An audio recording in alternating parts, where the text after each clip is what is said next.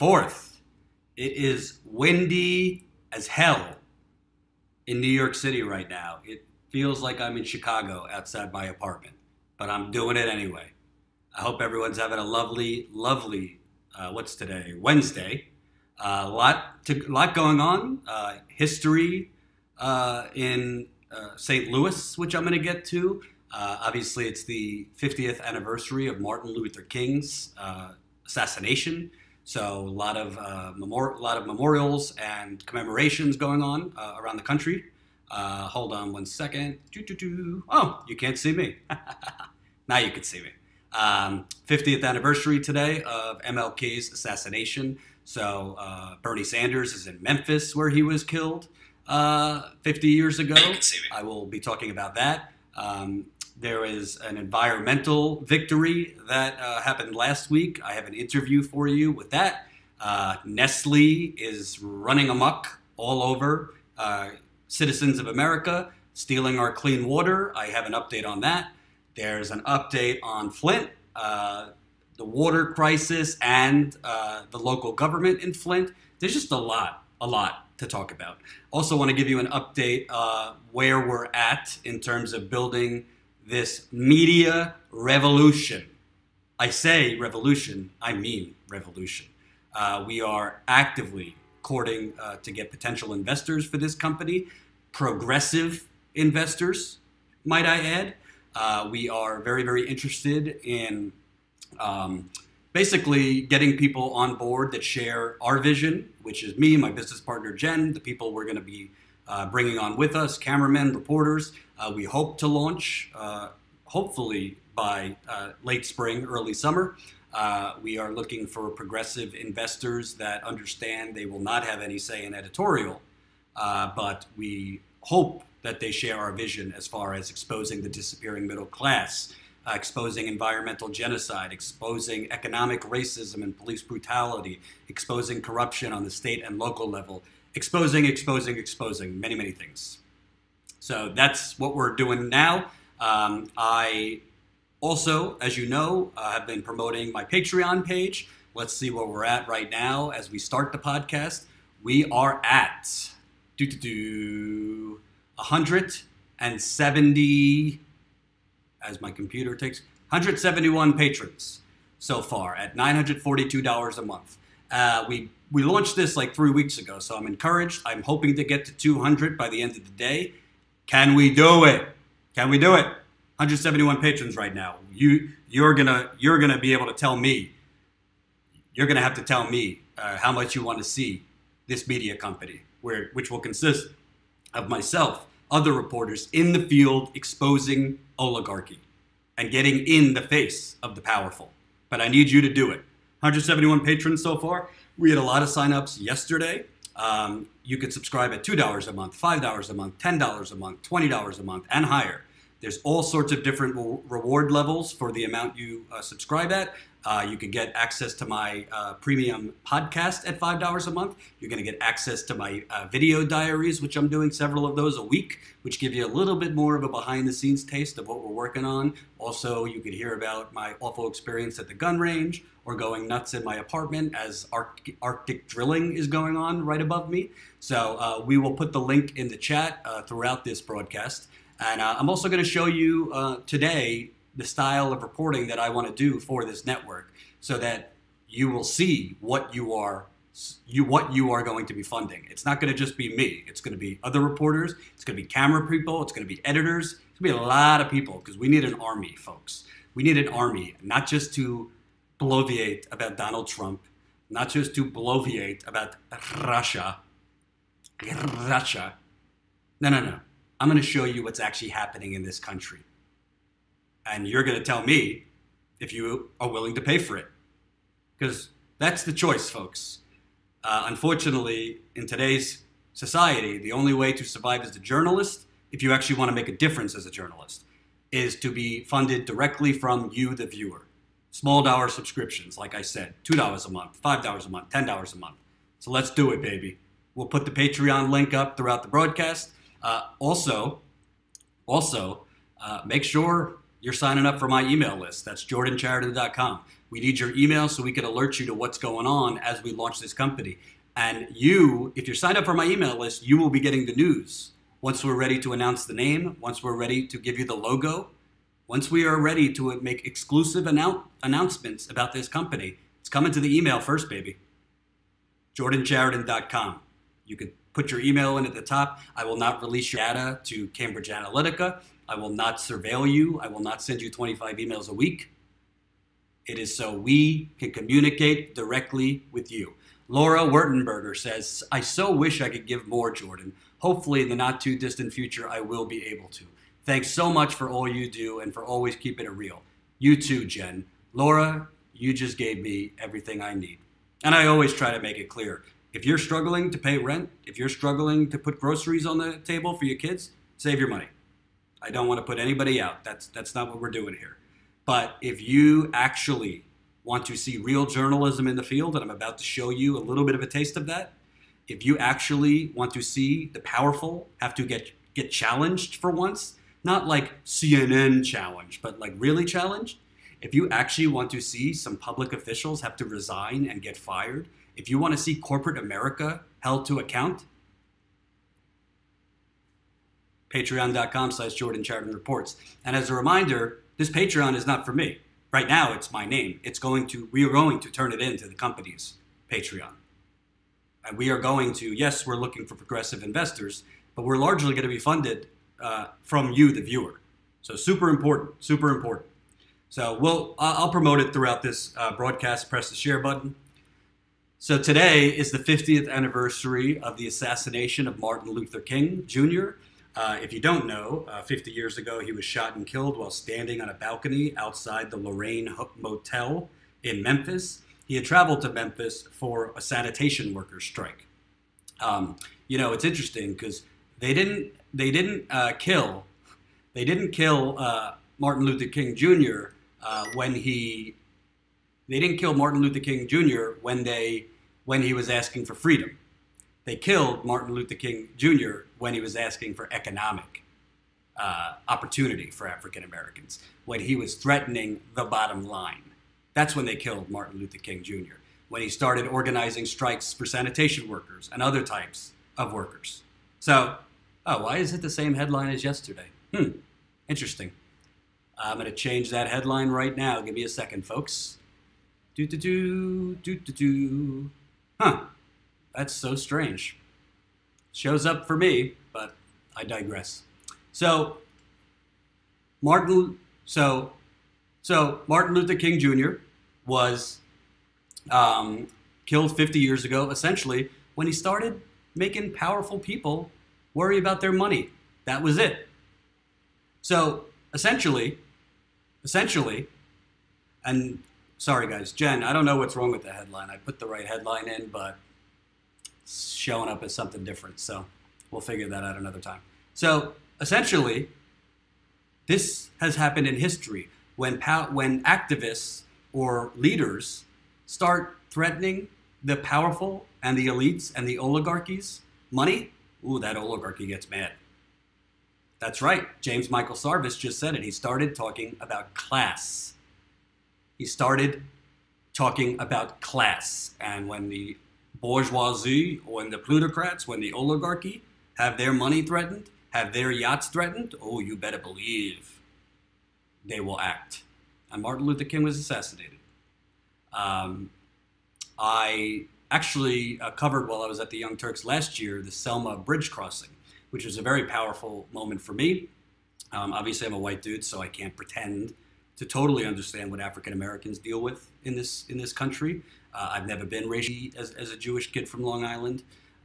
We all have our issues growing up, but I wasn't profiled, and I didn't really want for much. So that's why, as much as I want to show you what's going on around the country, that's why I cover stories in Flint and East Chicago and the police brutality protests in St. Louis. As important as it is for me to show it to you, I'm learning as I go too. And I'm experiencing new things, and I'm meeting new types of people that I didn't grow up with. So it's an experience for me too. But I thought it was interesting today to bring you a story about history for an African American on a local level. Certainly, I'm not comparing this gentleman I'm about to show you to Martin Luther King Jr. However, I did a story yesterday. The video is now up. There was a gentleman named Jason Wilson. He's an African American from St. Louis. He was running in the city of Clayton for school board. He would be the first school board. He would be the first African American to ever reach the Clayton City School Board. He was running. His mother was an educator for 41 years. He wants to add to diversity in the school district. Clayton is a city that's predominantly white, predominantly upper middle class and wealthy, and he was running to become the first African American ever elected to the school board there. And he was racially profiled not once but twice while canvassing. So knocking on doors, as thousands of candidates are doing this year, knocking on doors, passing out pamphlets, introducing yourself to the voters. He was profiled twice. The police officer actually asked him, what are you, selling umbrellas here? So I interviewed him yesterday. That video is up on the channel, but I followed up with him this morning. To find out if he won. Totally keeping it real. I don't have an editor by the day, so you're going to see this interview. He was on his phone via Skype, so he's not going to take up the whole screen, but it's the content that matters. Don't you agree, folks? It's the content that matters. So this ain't going to look pretty, but I think you'll like it.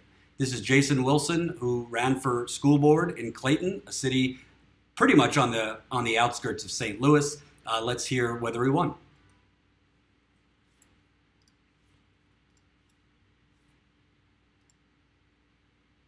Hey, it's Jordan. I'm here with Jason Wilson.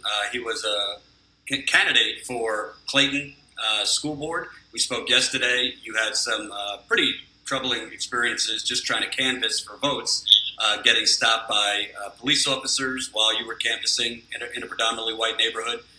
That interview is already up on the YouTube channel, but I wanted to follow up with you. Yesterday was election day. You were vying to become the first African American ever elected to the school board there.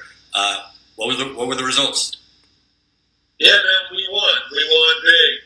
We got 1,432 votes. I think Amy Rubin had 1,601 or something like that. And the other candidate, he was a distant third place, so he had like 700 some votes. But yeah, I was victorious, and I'm excited about it, man. So just so we know, because St. Louis is confusing. There's St. Louis City, there's St. Louis County. Clayton County is part of St. Louis County, or how does that work? Yeah, so Clayton is a part of St. Louis County, and Clayton is a city in a municipality in St. Louis County. Mm-hmm. So it's its own city, and it has its own mayor, and yeah, man. So it has its own economics, everything, man. So yeah, that's what still. And St. Louis is broken up like that. It's like you have this large city, St. Louis city, space, community, urban setting, and then you have the suburb, which is the county, St. Louis County. And I think you know about St. Louis County because you were in Ferguson. That's a county space. Clayton and Ferguson are vastly different. As you know, Ferguson is on the north side of the county and has a small, very small, dense pocket of African Americans that live there. Where Clayton doesn't have the density, it doesn't have an area like Ferguson does, where there are African Americans who live there like that in a dense community. So much different, wealthy community, and yeah, it's just a lot different, and a lot of challenges come because of that. So let me ask you, not that I want to, make you uncomfortable. I'm not comparing you to Martin Luther King, but today is the 50th anniversary of his assassination, and there's commemorations going on in Memphis, other areas. So obviously you made news because you were, in my view, kind of profiled, just trying to canvass, knock on doors. Police stopped you. We talked about that yesterday. But this is kind of a big deal. I mean, you became the first African-American elected to the school board in a predominantly white area. Not just white, but I would say middle class, upper middle class. What do you think went into your victory? because, as Bernie says, it starts on the local level, and these races do matter, even as low as the school board. So, what do you attribute to your victory? Well, I think a couple of things, man. I think one, we stay on message, and so I led with my platform, which was diversity, and as you know, leading with diversity, everybody gets caught up on the word diversity. I think I want to say the real right wing, far right, have commandeered that and made that into a negative term. But I mean, there are folks in Clayton who are liberal who want to see diversification in the schools. And I think that's what really won out here. People want to see diversity. They want to see their kids prepare for the global community. They want to make sure that their kids see leadership of all different ethnicities and cultures, so that they have an understanding of what it's going to look like when they're out there in the real world. So I think that's number one. Number two, I think because I own a company here in Clayton, and I'm out here. People know me.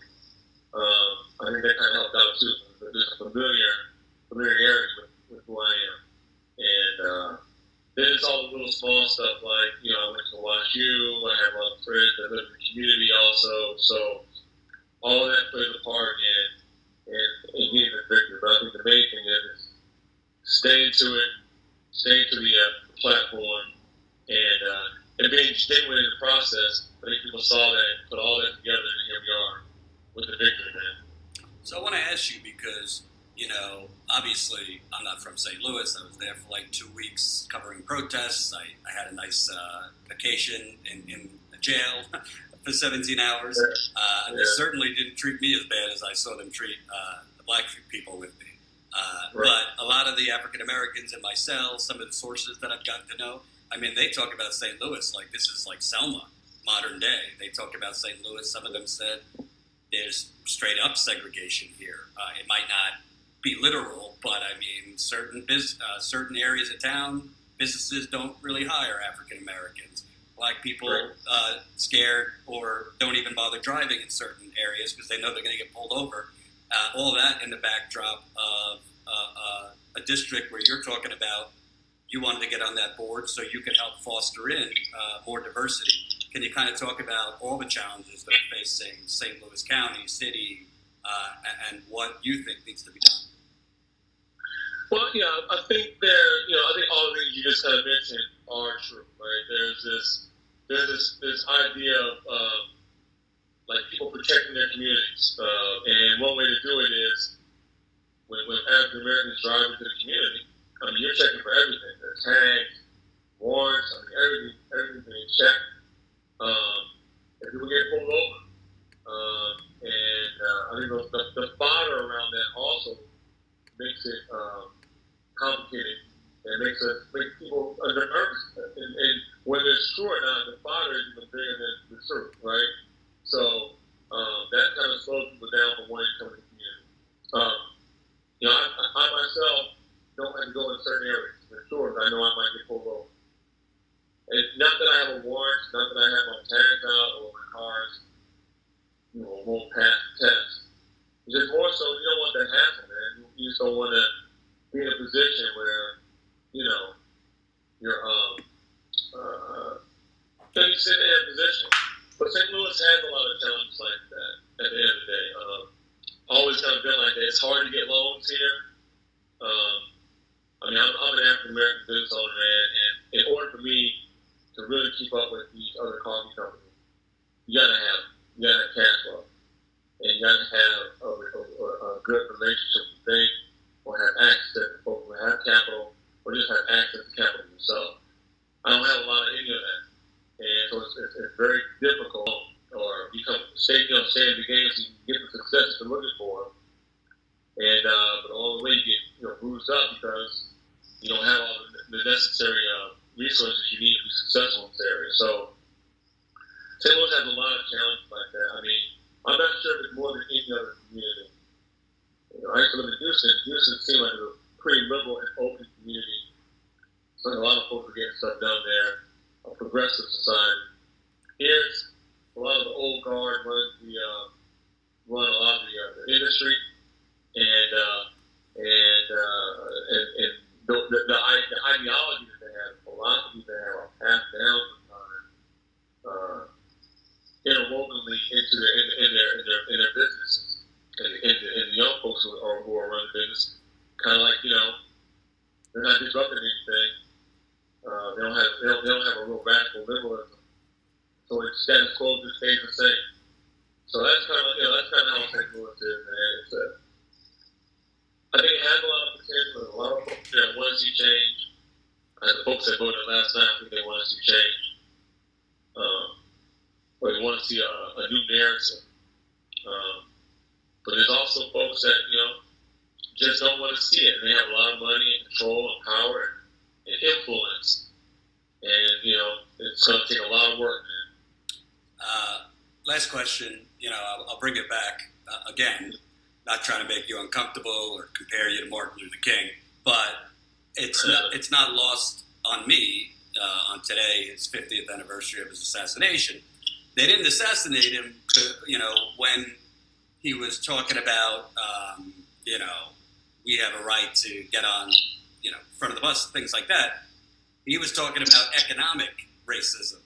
And that was really, I don't want to say he wasn't a target before then, but after he started really getting really active about the economic injustice, he was a whole new target. You were just talking about the economic difficulties for African Americans. So 50 years later, what is your advice as somebody who is just victorious? Because a lot of viewers that I have that might be African American, I get a sense from them that they just think it's hopeless, the deck is totally stacked against them, and it's never going to change for them. Yeah, well, I think that's exactly true, man. As a business guy, the one thing I've learned is how to navigate in the gray area, right?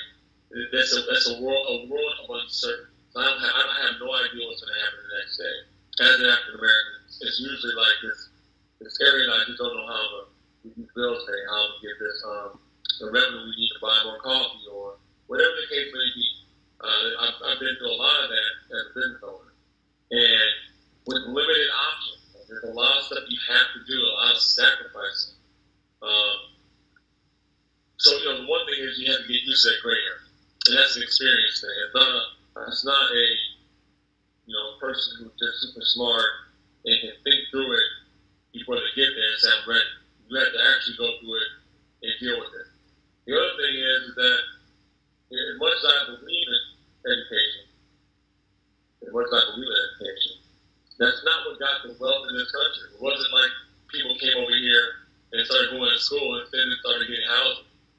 They came over here and they had land and they protected the land.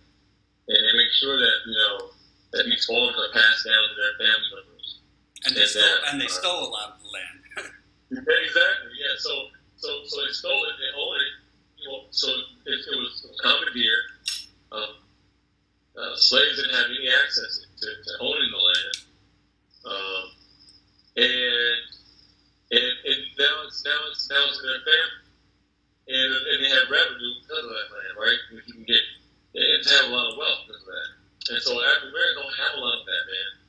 And so, it's difficult to get these loans. It's difficult to play in that game when you're an African American business owner. It's just really difficult, man. I have to say, I was just discussing this the other day with my wife. So there you have it. I cut it off a little early because it's a long interview. But Jason Wilson, he is the first ever African American elected to the Clayton School Board. Clayton is a city pretty much right on the outskirts of St. Louis County. It is predominantly white, predominantly wealthy. As somebody who was in St. Louis for a few weeks, obviously I was arrested while at the Young Turks, I could tell you it is a little striking when you're there. It does feel like modern day segregation. African Americans are not hired in certain areas with predominantly white business owners. African-American men in particular have expressed to me that they essentially can't drive in certain areas because they know that they're going to get pulled over. Broken tail light, basically white officers pulling them over because you're not, saying, what are you doing in this neck of the woods? And a lot of those African Americans are then thrown in jail and have excessive bails set. They can't pay the bail, and then they get put in jail for sometimes for a year to 2 years to pay off through work. They have to work to pay off that bail. So I'll never forget, as I was getting out of jail that next afternoon, I was in jail, I think for like 16 hours. I saw 4 or 5 African-American men in orange jumpsuits chained to each other, their legs chained. I guess they were prison inmates. And it literally looked to me like modern day slavery. And that's going on right there in St. Louis County Jail, which is where Clayton is. So the fact that this man, he won 37% of the vote. He was elected to the school board. He had white people on his campaign. He was, while canvassing, twice, police approached him asking, what are you doing? Because why is a black man in this neck of the woods? The government in Missouri, hella racist. I like to borrow hella from my former cameraman, Ty. Hella racist. So, 50 years after Martin Luther King's assassination, let's not pretend that there's equality in this country. There certainly isn't, not even close. Let's not pretend that the police are racist against African Americans. It shows in all of their actions, from the police brutality and the murder of African Americans to the stops, pulling over African Americans more than white people. I mean, police weren't going to approach me if I was canvassing. What are you doing in this neck of the woods? But you got to take the small victories where you can get it. And Jason Wilson just became the first African American to ever become a school board member in the city of Clayton. And Bernie Sanders is right. When Bernie Sanders says it starts on the local level all the way up, I believe he's right. School board isn't a sexy office. It's not like winning president or becoming a congressman or a senator, but it matters. All these victories matter. And it's going to amount to overall progressive change in this country. So I'm happy that I was able to catch up with Jason. I wish him well now that he's going to be on the school board. And help me get back in the field so I could do more reporting. At the end of that interview, I didn't show you, Jason encouraged me to come back to St. Louis so he could take me around town and show me a lot of the things that I wasn't able to show the audience during the day-to-day protests. When you're in active stories where there's protests every day and standoffs between the police and protesters, you can't go to cover the day-to-day stuff, the African-American coffee shop and its obstacles, or, this part of town on this block looks like a third world country compared to this part of town 2 blocks away that have mansions. I've seen that around the country. The gap between the wealthy and the poor overall is very big, but sometimes it's just 2 or 3 blocks between nice houses and businesses and slums. No better example, by the way, than New York City. No better example than New York City, where you could be in some of the most expensive apartments in the United States on the Upper East Side, and then 20 blocks up, it looks like a third world country.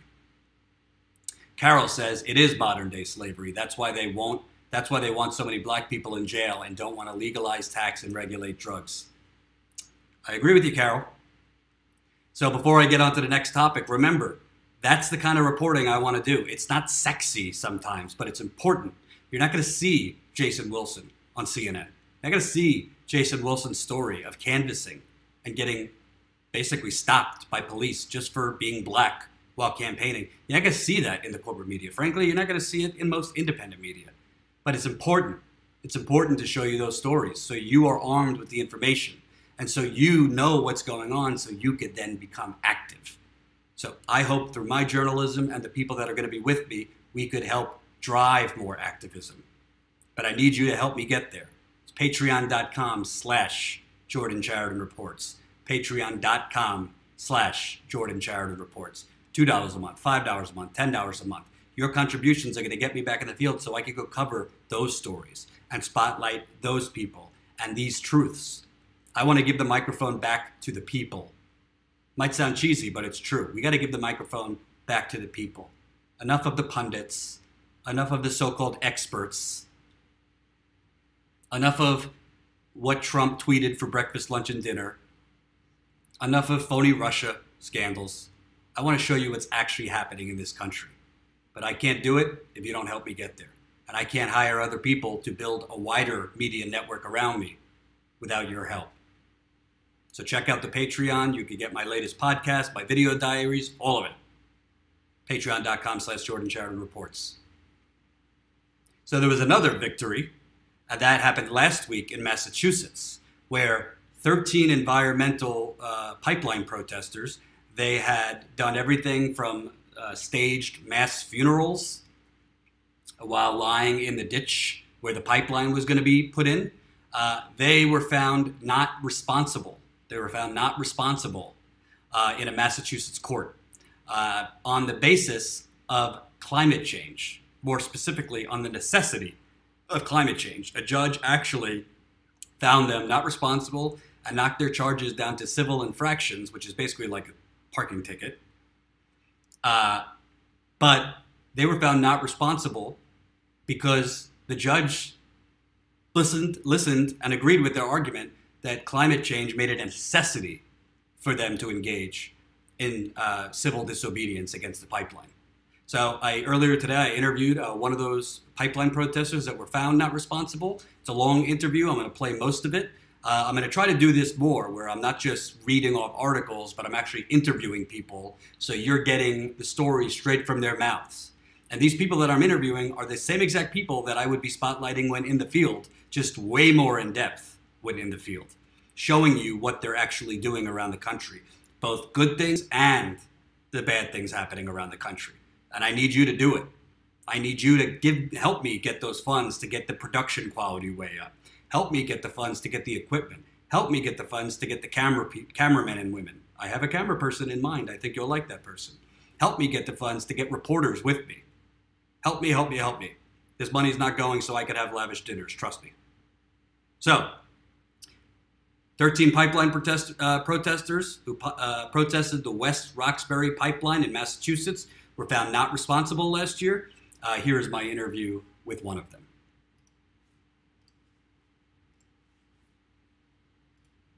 Jordan, I am here with Warren Senders. You are one of 13 people who protested a pipeline in West Roxbury, Massachusetts. I'll let you describe what was part of that protest, but a truly, I think, historic ruling came down last week where a judge found you and the other protesters not responsible, I believe. That was the ruling, yeah. Yeah, based on the necessity of climate change. So let's backtrack for people that might not know anything about the story. Tell us where the pipeline was going through and what you guys did in order to protest. Well, the pipeline project was being run by Spectra Energy's company that's one of the many fossil fuel companies that does this kind of thing. And they were installing a pumping and monitoring station and running a pipeline through a residential neighborhood in part of Boston called West Roxbury. And it was a very, very poorly conceived project to begin with. The pumping and monitoring station is about a quarter of a mile away from an active blasting quarry, which should make you stop and go, what on earth are they thinking?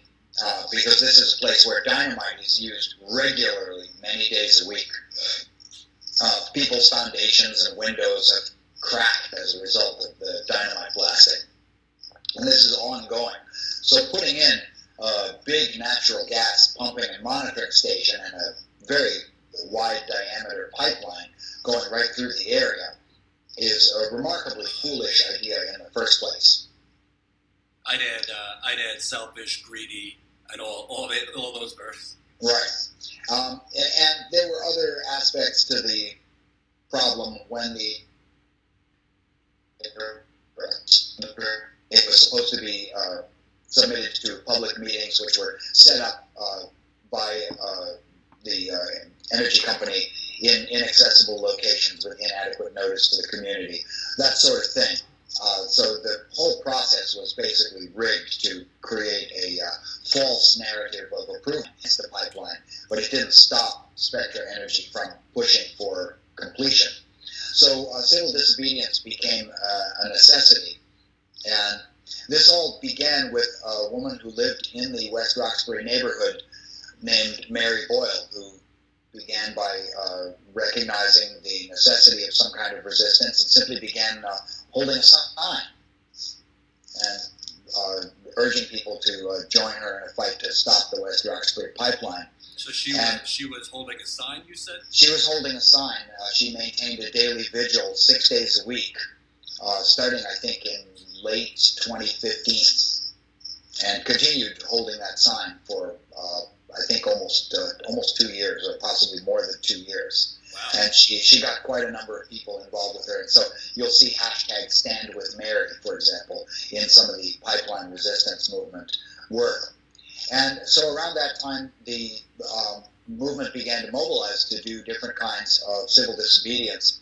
And over the span of the actions from the beginning of 2016 into 2017, almost 200 people were arrested doing various types of civil disobedience action.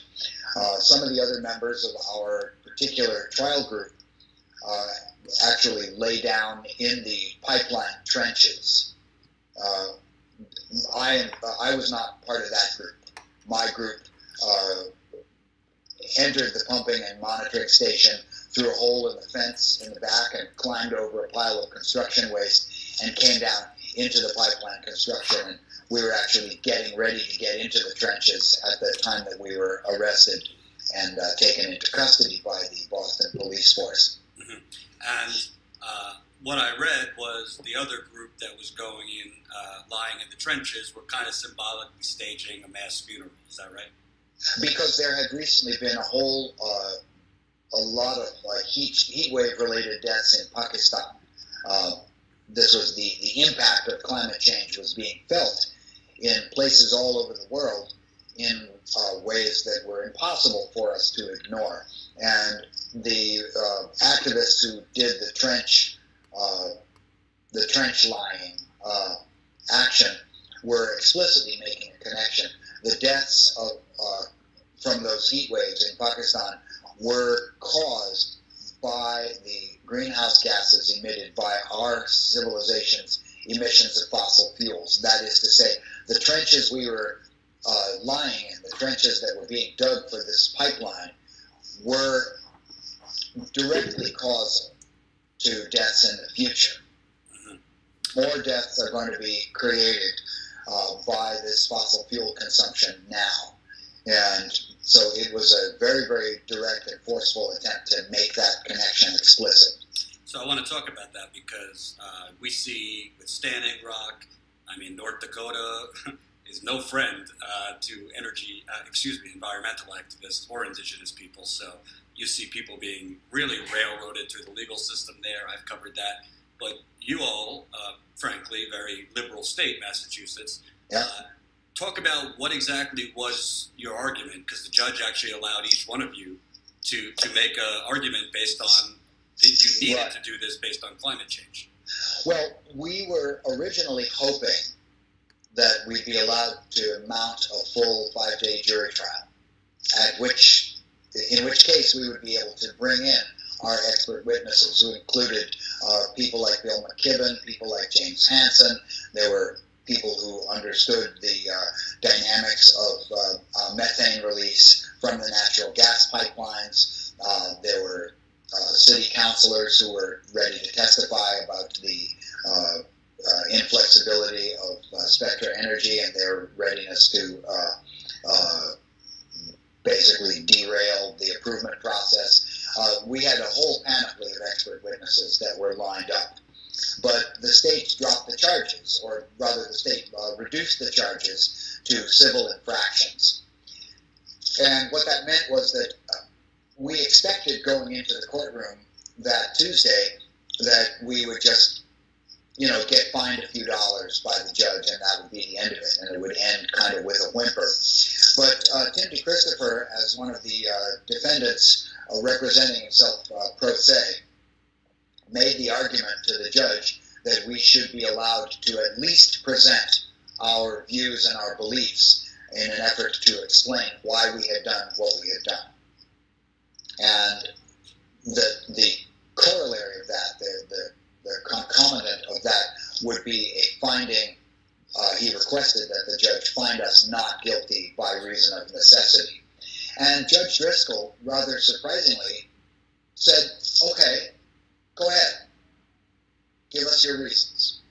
And it was a remarkable scene in the courtroom because all of the defendants lined up to get 2 minutes to speak to the judge. And it was quite remarkable, and I think actually the Climate Disobedience Center, Marla Markham, I think she's just said that the audio from that courtroom presentation is now available. Each of us presented a different aspect of the things that had brought us to a sense of urgency about the civil disobedience that we carried out. So my particular presentation, when it came my turn to speak to the judge, I spoke from my life and my career as a musician. And I said the urgency of climate change is felt not just in the disruption to agriculture, it's felt not just in the extinctions of charismatic megafauna. We see dying polar bears. And for some people, to be an environmentalist, to be a climate change activist, means that you're thinking about polar bears. That's the popular stereotype. Right. Save the whales.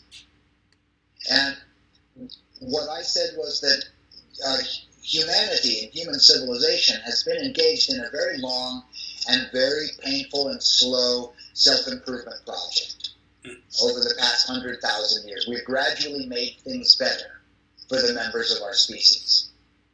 We've had many steps forward and almost as many steps back. And the progress of making things better has been very halting and zigzagging, and things have gotten terrible for some people. But we gradually have made it better. And all of that is threatened by climate change. So not just the obvious things, our power lines are going to be knocked down by high winds, our roads are going to be disrupted by climate events, our cities are going to get gradually wetter and wetter.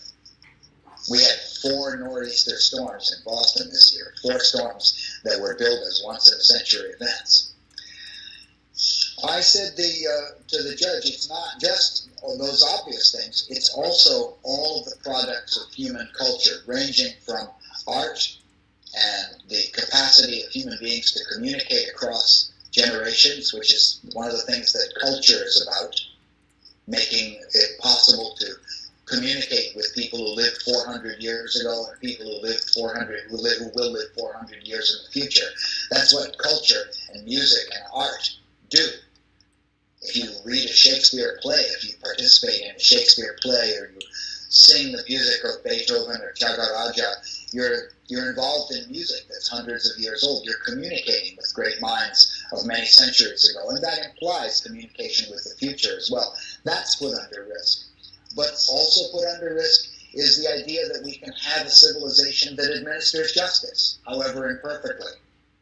The ideals of justice, the ideals of a nation of laws, not of temporary physical power, all of those as embodied in the physical manifestation of a courthouse and in the judge in charge of administering justice, that's put under risk.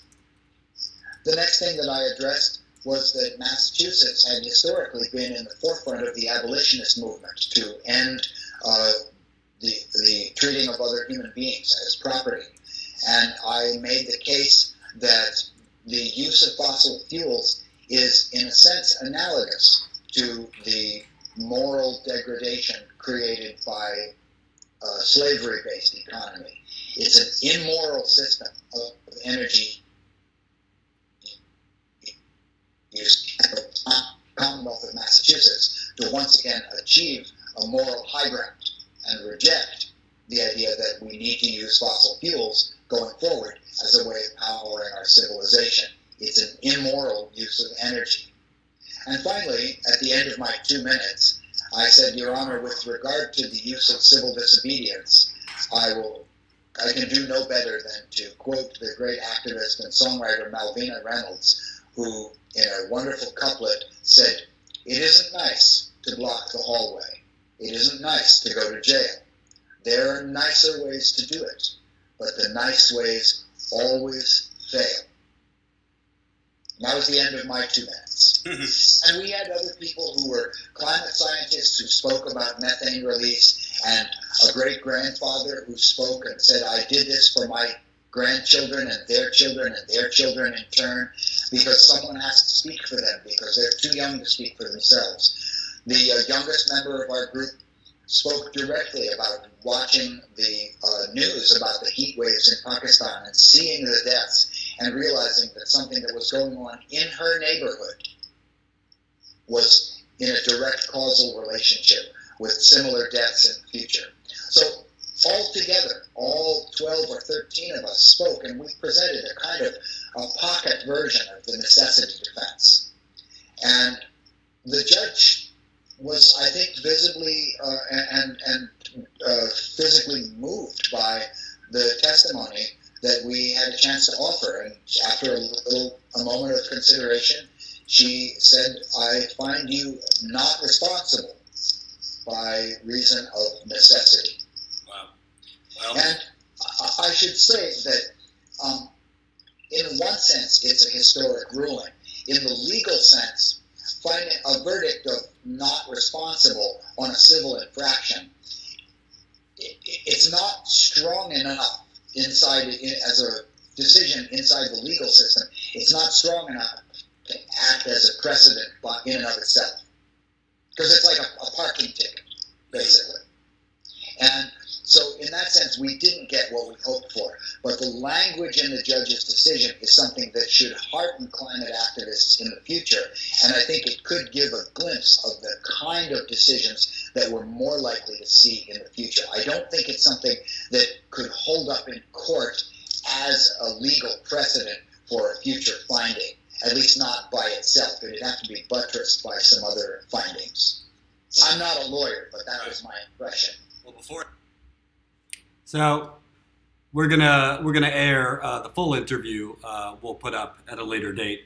But that was just a little bit of a taste of my conversation. His name is Warren Senders. He was one of the pipeline protesters that were found not responsible in Massachusetts. They were protesting the West Roxbury pipeline that was being put through the ground, a natural gas pipeline by Spectra Energy. You better believe that Spectra Energy has bought off many, many politicians in the United States of America, just like Energy Transfer Partners, just like ExxonMobil, just like Sunoco Logistics, just like Phillips 66. There's a long list. And that kind of reporting is what I want to show you on a daily basis. I want to build a major media network around reporting that focuses on real issues, real people, and real struggle, and real corruption. So we also need to examine this is change. It takes small change. I'm not talking incremental change, which was Hillary Clinton's, fake change. But progressive change is going to happen in small little buckets all over the country. Like the interview I just did with the first ever African-American elected to the Clayton City School Board.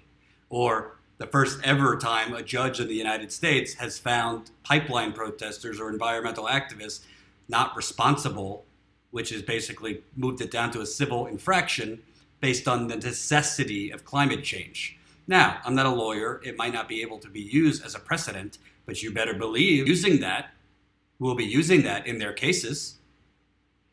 And sometimes it's a domino effect. You see gay marriage. First it started in, couple, one state here, another state here. All of a sudden it became nationwide. So change happens when people keep fighting. Change happens when you have media that actually shows you what's going on. but it's going to take a lot more than me. And we're going to do interviews out in the field with real people doing brave things, doing stupid things in some cases. We are going to both challenge the oligarchy and expose the oligarchy. And you know what? Right now we have 56 viewers, but I'm not overly concerned. I was concerned about Periscope, which was only showing 3. I hope that's a mistake. But I'm not overly focused right now because I know that a lot of social media is actually suppressing independent journalists. But I am focused on what kind of support can we get on Patreon. Because the more support we get on Patreon to get this thing off the ground and to show potential investors, hey, I haven't even left my apartment yet. I'm not even doing the in-the-field journalism that people first knew me for. I'm not even doing that yet, and we already have X amount of Patreons at this level because we do need funds to get this off the ground. We do need funds to build a website where we could live stream at that website. I don't want to be as dependent on YouTube or Facebook or Twitter. I want to create a destination site and platform that people come to our site.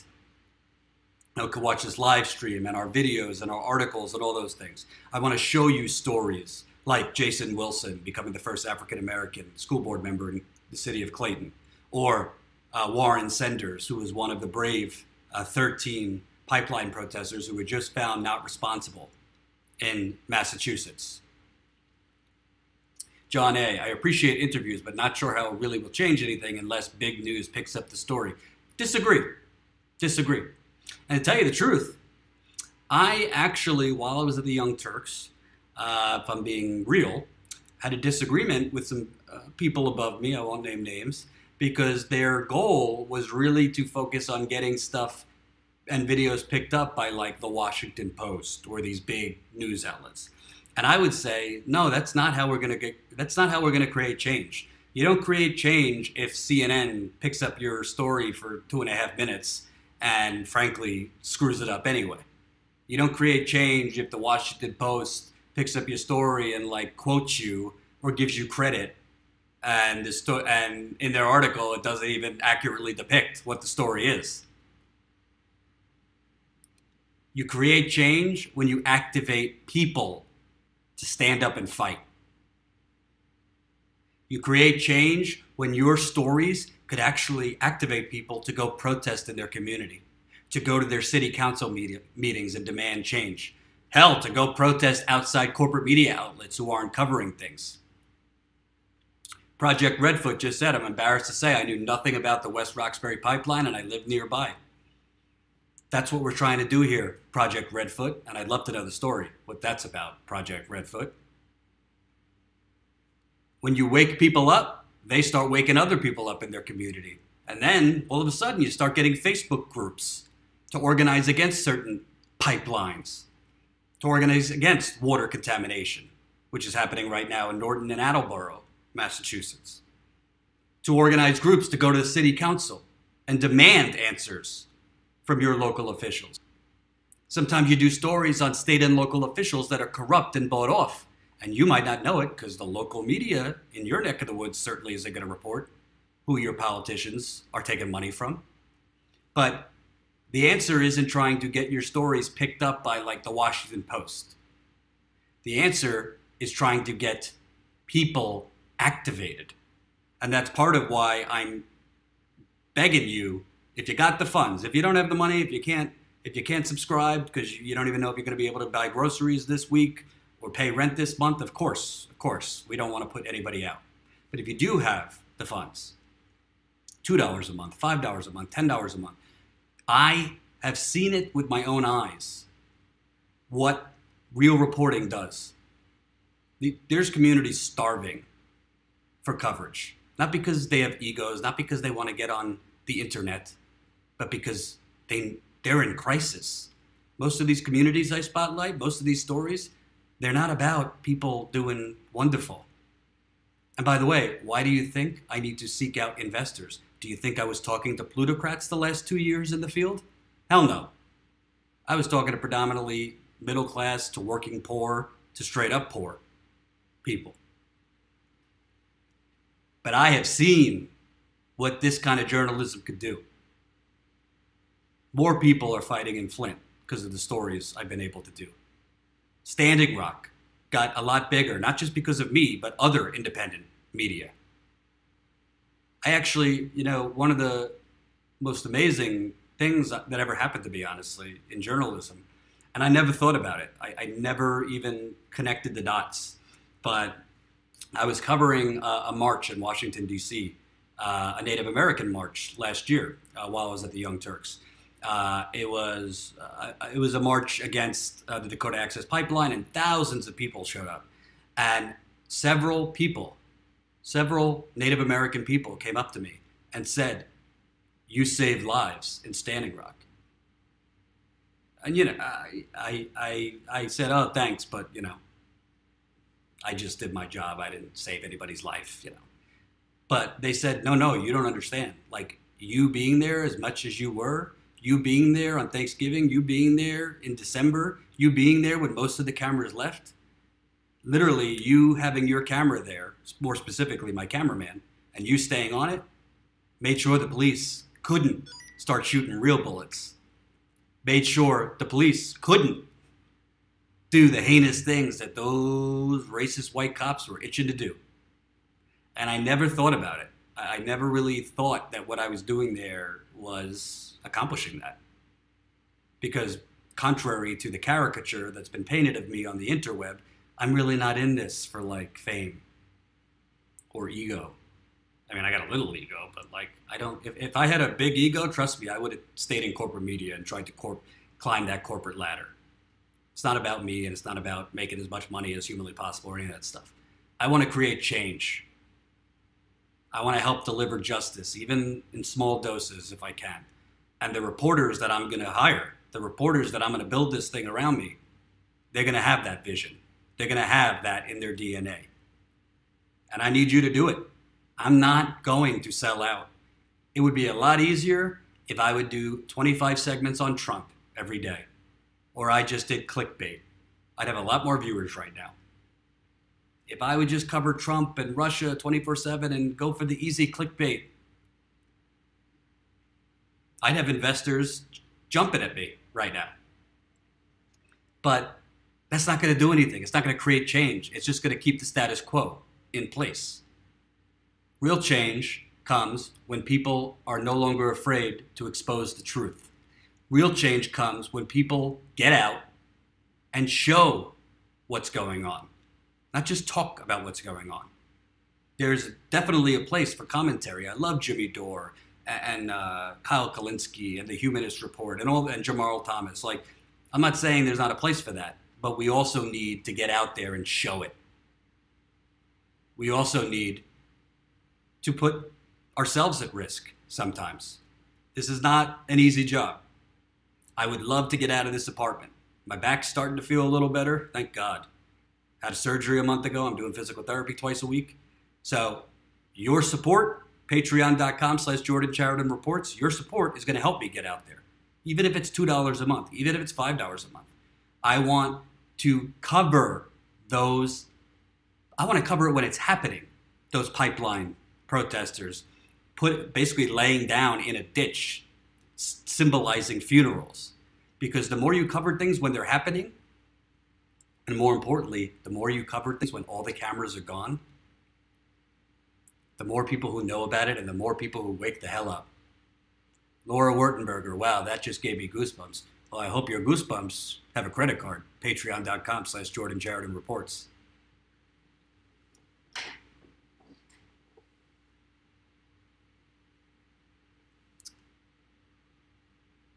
Thank you for listening to my passionate rant there.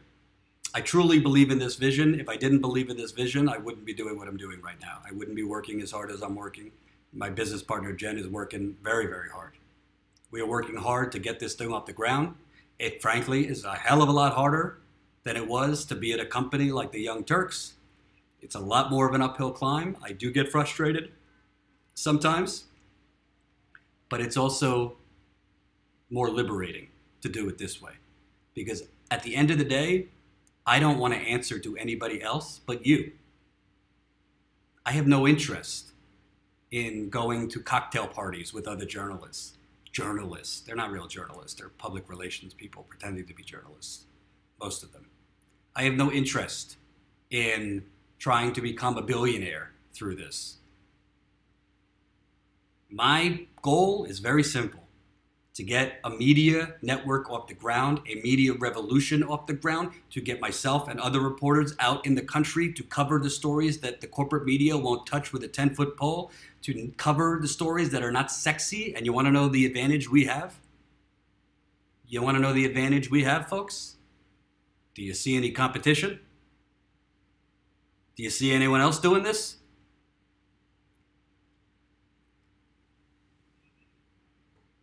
I don't know anyone who's doing what I'm describing. It's easy to do Trump 50 segments a day. It's easy to clickbait. It's easy to go for the sensational. But those people, what are they accomplishing when it's all said and done? Are they changing anything in this country? No, they're not. They're just making money, pretending to be journalists. Patreon.com/Jordan Chariton Reports. That's patreon.com/Jordan Chariton Reports. Putting it in for you right here. Moving on to a less positive story. You ever hear of a company called Nestle? Have you heard of Nestle? And the criminal stealing of nature's #1 resource? Have you heard of this? Because Nestle, folks, Nestle is running amok all over the United States of America, stealing water, basically paying no money for that water. Oh, by the way, sometimes when we copy and paste the link, it doesn't work. So I'll just put in, you just have to copy and paste it. So patreon.com/Jordan Chariton Reports. There you go. Just copy that link, paste it, and check it out. Hopefully you could subscribe.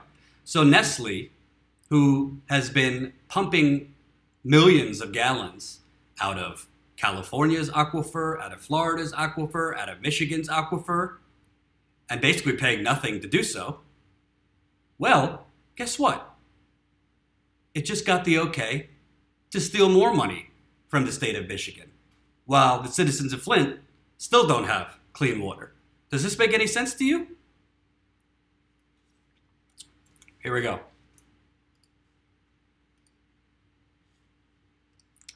Michigan okays Nestle's permit for increased water withdrawal for bottled water plant.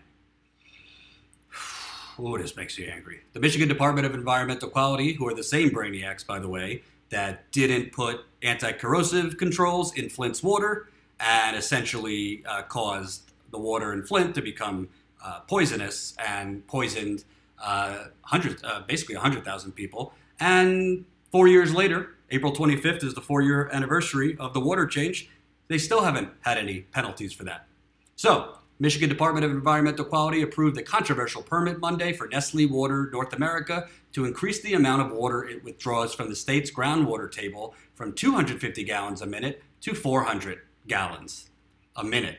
400 gallons a minute, despite vehement opposition to the permit from residents of Osceola County, where the Nestle well is located, and water activists across the state. The DEQ said the permit met the requirements of the Michigan Safe Drinking Water Act. Yeah, I doubt that. Quote, the scope and detail of the department's review of the Nestle permit application represents the most extensive analysis of any water withdrawal in Michigan history, said C. Heidi Greither, director of the state's DEQ, in a statement. We are hopeful that whether residents agree with the Nestle permitting decision or not, they will acknowledge and respect the work that MDEQ staff did to thoroughly and conscientiously apply the law in reviewing the permit. Arlene Anderson Vincent, Natural Resources Manager at the Ice Mountain Natural Spring Water Plant in Stanwood, said they will be reviewing the terms of the permit. Quote, we will need time to carefully review the specifics but will comply with all permit requirements, she said in a statement. We appreciate the MDEQ's careful review and consideration of our application in what it is called its most thorough review ever, and we look forward to providing them with the monitoring plans as required. James Clift, the policy director for the Michigan Environmental Council, said the permit is a mixed bag with unprecedented additional monitoring and oversight requirements for Nestle. Quote, but we wanted to see some improvement projects brought to the table by Nestle, he said. I don't see that in the permit, and I'm disappointed.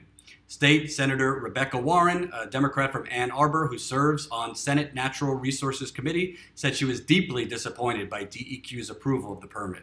Quote, Michiganders know that no private company should be able to generate profits by undermining our state's precious natural resources, which is why an unprecedented number of people spoke up to oppose this permit, she said. Out of 81,862 comments filed by the people of our state, only 75 of them were in favor of the permit. Did you hear that, folks? Out of over 81,000 comments, out of over 81,000 comments, 75 were in favor of Nestle getting this permit to extract 400, what's the number? Hold on. 400 gallons a minute. How is this a democracy? How is this a democracy? You have, I mean, I'm not good at math, but 75 out of 81,000, that's pretty much 99%, 99.9% of people were against Nestle getting this permit. And they gave it to them anyway. So you sort of have to wonder, well, why is Nestle basically getting carte blanche to do whatever the hell they want? Well, Governor Snyder's former chief of staff was married to the spokesperson for Nestle in the state of Michigan. Did that have anything to do with why Nestle has had carte blanche to do whatever the hell it wants in Michigan for years? Dennis Munchmore was the chief of staff for Rick Snyder, the governor who has not been held accountable for poisoning the city. And his wife is spokesperson for Nestle in the state of Michigan. And a source I spoke with today say Munchmore and Governor Snyder still like that. So you tell me, why is Nestle a private company who only has to pay $200, that's right, $200 for permits to extract hundreds, I mean, it's millions of gallons out of Michigan's aquifers? Why isn't this clean water being extracted and then given for free to the people of Flint? This isn't a democracy. This is an oligarchy. This is a fascist oligarchy. So, Michigan Department of Environmental Quality, again, who rammed through the decision for Flint to switch from Detroit's water system to the Flint River because they were trying to prop up attempts to privatize the water in Flint and to build a privatized water pipeline. That's why Flint got poisoned. So Nestle, for $200, is being allowed to extract 400 gallons a minute and then sell it at crazy prices to the poisoned citizens of Flint and elsewhere, by the way. What rationale is there for that?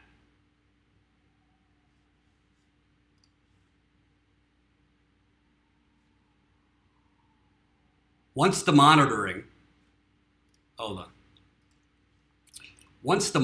plan is in place and the baseline of data is collected, Nestle can begin withdrawing the increased amount of water from the White Pine Springs well located near Evart.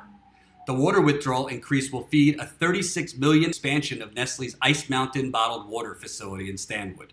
The state's water withdrawal assessment tool initially rejected the proposal, saying it would cause impacts to nearby streams and fish, but the company appealed and DEQ approved the permit request. Much of the public outrage was generated by the fact that Nestle gets the groundwater for nothing more than a $200 per year DEQ permit. And that won't change under the new permit. Cliff said about 3,000 high-capacity wells have registered with the state. They withdraw at least 100,000 gallons of water a day. Most of them are farmers who are using the water to irrigate their fields. No one pays for the water, only the permit to withdraw the resource. Quote, "We're underfunding our agencies that are designed to protect public health," he said. "This water quality program is woefully underfunded. The program needs more funding, and we think the legislature needs to address that." Michigan Citizens for Water Conservation sued Nestle in 2001 over the potential damage to lakes, rivers, and streams that its bottled water plant's groundwater withdrawals could cause. After years of court battles, the two sides reached a settlement in 2009, reducing Nestle's siphoning to 218 gallons per minute from 400, with additional restrictions on spring and summer withdrawals. The Nestle expansion also was opposed by Osceola Township, which rejected a permit request for the pumping station after the water plant. That rejection was overturned by both county and state appeals courts. So, in what world, nothing in life is free. Obviously, Nestle is paying off somebody, and I'm going to look further in to who and what they're paying. But I do know this: the chief of staff to Governor Snyder, he's no longer the chief of staff. He resigned after it was exposed that he was actually pushing for more water extraction so Nestle could sell more plastic water bottles to the poisoned citizens of places like Flint. And, didn't think it was that big of a deal that his wife is a spokesperson for Nestle. No, that's not a big deal, right? It's literally unbelievable. Literally unbelievable. I talk to residents of Flint on a daily basis. Their health problems continue. Their health care, or lack thereof, from the government continues. Most of them don't have the money to pay for their health bills that came from being poisoned. Most of them don't have the money to pay for water bottles that Nestle is charging them. In any other civilized country on earth, if the government poisoned its people, you know what? The government would be providing water and essentials to those poisoned residents. But not in America. In America, the government allows a private corporation to basically pay nothing to steal water from Michigan's aquifers and then sell that water at, frankly, elevated price in water bottles to poison people. Democracy under attack from Russia. Give me a break. Give me a break. Laura says, we all know it isn't a democracy, it's an oligarchy. Indeed. Indeed. And by the way, do you know who owns quite a little bit of money? Or do you know who owns quite a lot of Nestle? CNN's doing a wonderful little documentary on his family right now.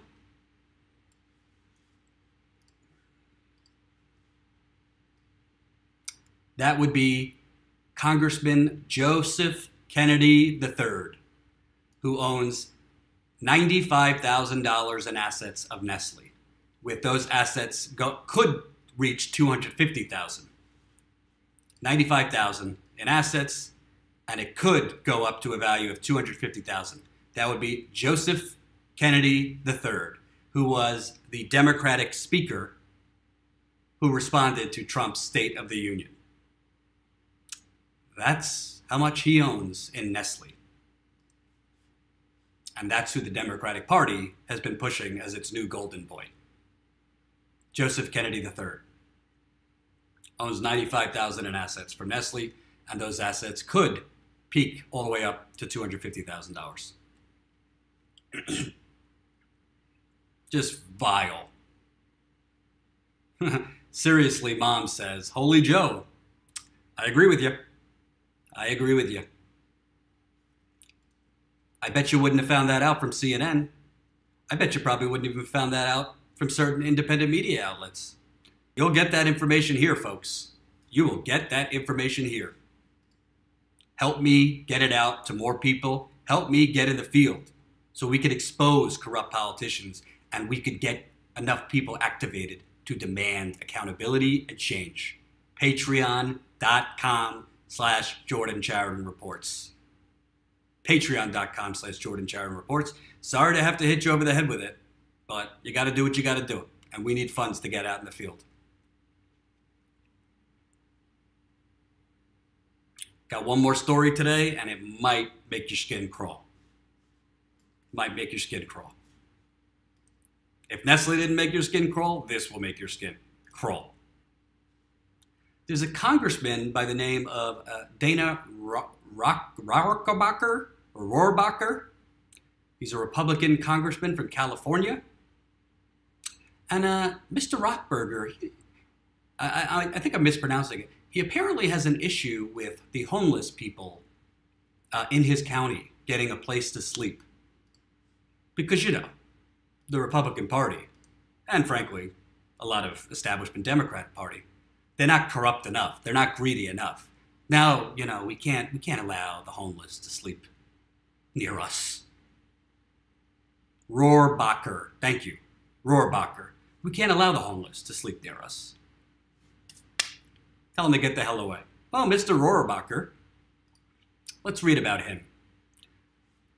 Republicans have made a bit of a habit saying the quiet part out loud lately, and Representative Dana Rohrabacher appears to be the latest offender. On March 28th, the Los Angeles Times reported that officials in Orange County, California, were working to push homeless people out of the area, removing bus benches after complaints that homeless people were sleeping on them, forcing people out of encampments along the Santa Ana River, and vowing to remove a tent city near the Santa Ana Civic Center. No one is sure where those people will go next. More than 1,000 people protested at the Orange County Board of Supervisors meeting last month, where officials were considering a plan to relocate those who had been moved from near the river to temporary shelters in the area. That plan apparently inspired Rohrabacher to speak out, issuing a statement titled "Homeless Shelter Nonsense," in which he complained about the homeless population, insinuating that homelessness was somehow a choice. Quote, "The chickens are coming home to roost. After almost a decade of liberal left control of our state and federal governments," Rohrabacher wrote, "those chickens have ended up in Orange County." In the statement, Rohrabacher called, quote, "county finance homeless compounds a spectacle and a travesty." Quote, "As a parent who owns a modest home in an Orange County neighborhood, I join the outrage that we are assuming responsibility for homeless people, taking care of their basic needs and elongating their agony by removing the necessity to make fundamental decisions about the way they live their lives," he said.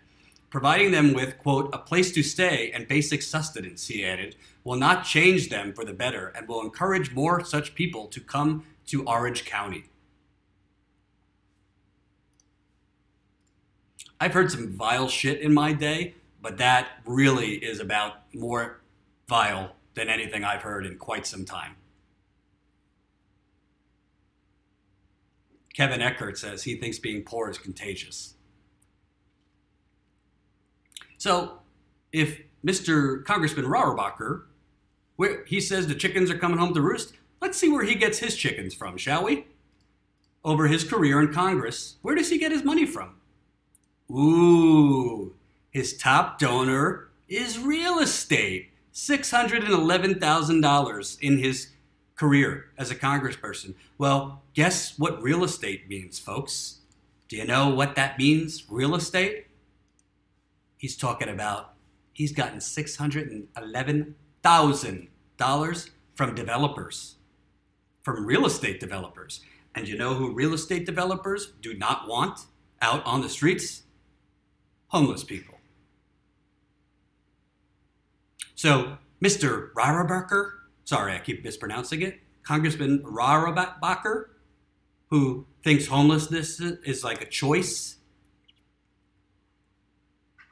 and thinks, ugh, how dare these homeless people sleep out on my streets. What was his quote? This scummy little piece of crap? Oh, it's a spectacle and a travesty, Quote, as a parent who owns a modest home in an Orange County neighborhood, I join the outrage that we are assuming responsibility for homeless people. Translated in English, I join the outrage on behalf of my Fat Cat donors who have funded me $611,000 in my career. My developers. God, if only we had a media company out there with funds so reporters could get in Congressman Dana Rohrabacher's face and make him have to actually answer for that social Darwinism masquerading as public service. Do you know any media companies that would do that? Do you know any media companies that will expose people like Congressman Dana Rohrabacher and then get a microphone in his face and not let him spew talking points, but actually make him accountable and try to make those videos go viral? I don't know any media companies that do that. I have an idea for one. That could get out and hold the oligarchy accountable and make spineless pieces of scum, greedy mofos like that, eat their words and hopefully get them out of office by making people active and awake to go against them. Just need the funds to do it. Patreon.com/Jordan Sheridan Reports. $2 a month, $5 a month. And listening to this scummy piece of shit, Dana Rohrabacher, I know I'm a journalist, I'm not supposed to tell the truth. It reminded me of something I did for the Young Turks. While I was in Oregon for the primary, I went to an outdoor homeless tent city. And they call it the houseless. They don't call it homeless because home is where the heart is. So you don't want to say they're homeless because that would mean they don't have a heart. So they told me to call them houseless, which I forgot to do. So it's not homeless, it's houseless. But I went there and it was pretty much empty during the day because these are houseless people who were at work. They have full-time jobs but still cannot afford rent for a crappy apartment. So I want to play you just a little bit of this interview I did. Yes, it was from my time at the Young Turks, but I think this guy gave a good description. I think this guy that I interviewed at this outdoor Portland houseless tent village, I think he has a good description for the types of public servants like Congressman Dana Rohrabacher.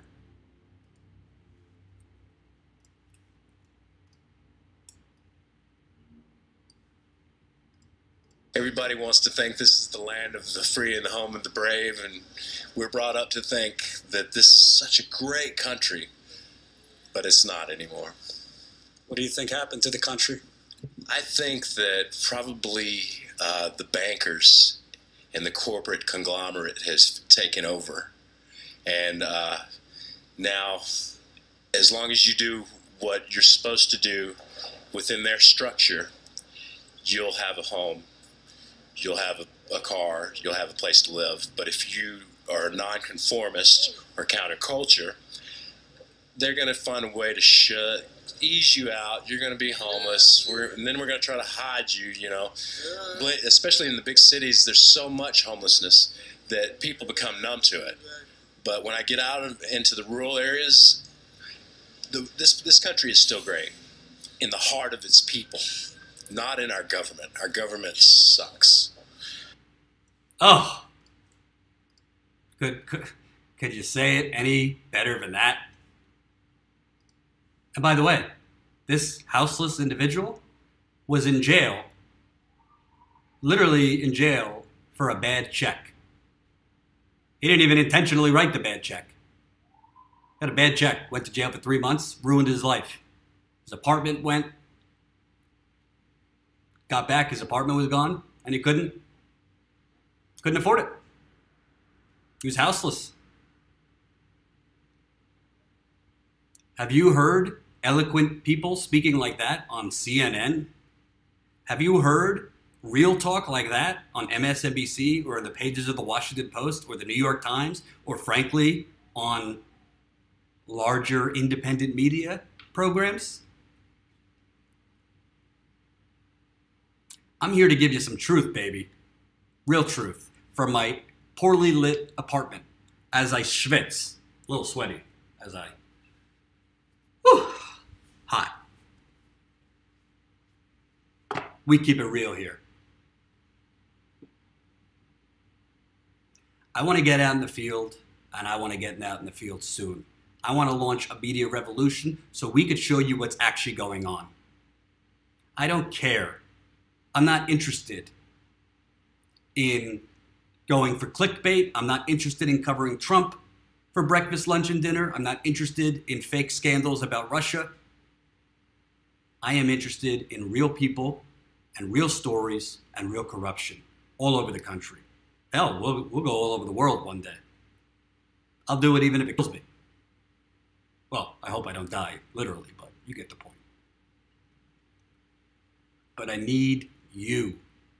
We can't tell those stories without you. And you know something? If we're keeping it real, folks, even when I was telling those stories at the Young Turks, it often didn't get on the main show. But we are going to build a company where this is the main story, that these people are the main story, that real struggle and real corruption and what's really going on in these communities. They say the economy is doing better. For who? For who is it doing better?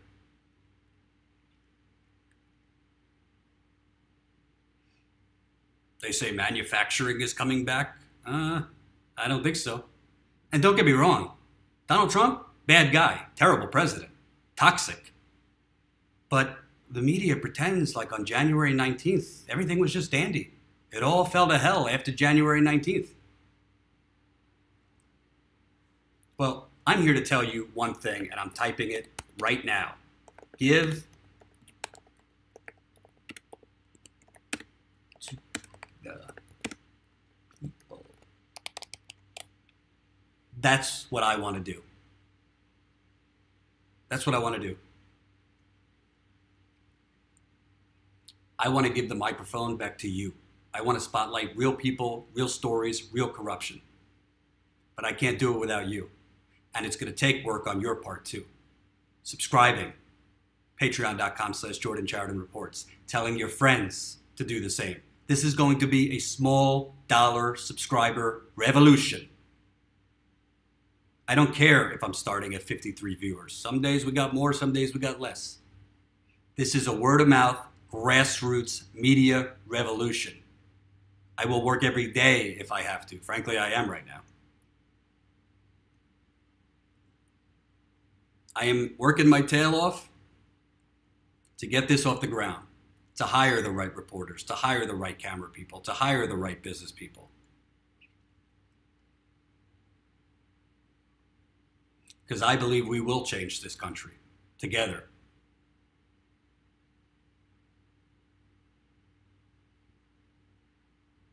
One more time, patreon.com/Jordan Sheridan Reports. Peace.